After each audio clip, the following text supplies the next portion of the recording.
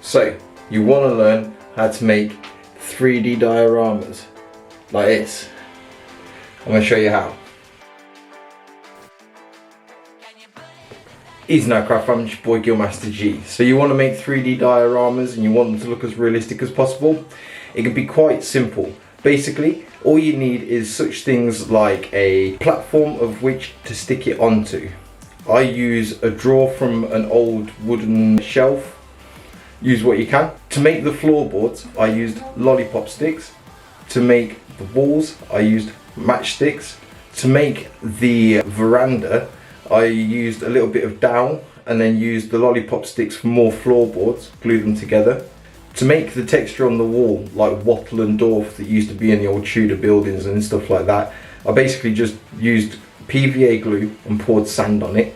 For the figures, I have used the anycubic mono 4K and 3D printed the, I believe it's Twin Goddesses goblin bar scene.